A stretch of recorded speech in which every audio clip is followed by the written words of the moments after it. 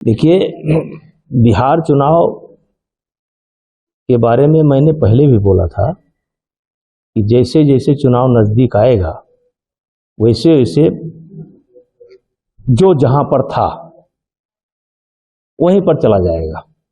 आज वही बात निकल करके आ रही है।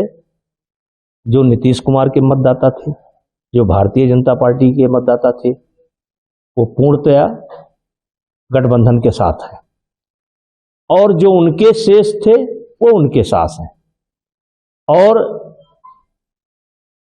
एक लाइन में मैं कह सकता हूं कि आज के एक महीना पूर्व ये चुनाव कुछ कड़ा दिखाई पड़ रहा था, लेकिन चाहे राहुल गांधी हो चाहे तेजस्वी हो, इन लोगों ने सेल्फ गोल किया है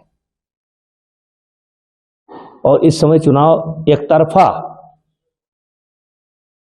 भारतीय जनता पार्टी नीतीश गठबंधन सहयोगी दलों के साथ, जिसमें चिराग भी हैं, कुशवाहा भी हैं, मांझी भी हैं, बन रही है। तेजस्वी यादव ने कह दिया कि 4 डिप्टी सीएम की भी घोषणा उन्होंने कर दी, अपने शपथ ग्रहण की भी डेट उन्होंने रख दी, तो इसको किस वजह से देखते हैं कि 4 डिप्टी सीएम? देखिए, कौन क्या कर रहा है इससे मतलब नहीं है। मतलब ये है कि अब ज़्यादा दिन शेष नहीं बचे हैं।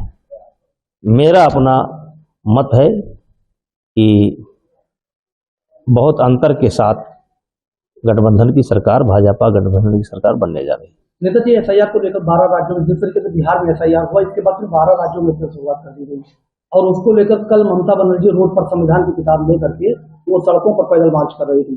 वो विरोध करेंगे, कोर्ट भी जाएंगे, कैसे आप देखते हैं? किस नहीं, कोर्ट विरोध भी कर रही हैं तो ठीक है, कोर्ट भी उनको जाना चाहिए तो जाए, लेकिन ये होने वाला है, ये होगा। और आज हम यहीं बैठ करके देखते हैं, जैसे मैं देखता हूं, इस समय मैं अपने गांव में बैठा हूं, कम से कम 100 लोग ऐसे हैं जो यहां भी मतदाता हैं और दिल्ली में भी मतदाता है। जब पंचायत का चुनाव आता है तो प्रधानी के कैंडिडेट बाकायदा उनको किराया देते हैं और किराया देकर के बुलवाते हैं। कोई तो बस देते हैं, बस देकर के बुलवाते हैं। हमारे यहाँ ऐसा कोई इशू नहीं है, लेकिन जहां तक जनगणना की जरूरत जो है वो मैं बता रहा हूं कि पूरे देश में इस प्रकार से अगर जनगणना होगी तो कई करोड़ मतदाता घटेंगे। वो रियल मतदाता नहीं है, वो गलत मतदाता है जो एक जगह भी है दूसरी जगह। और बंगाल तो इसका गढ़ है,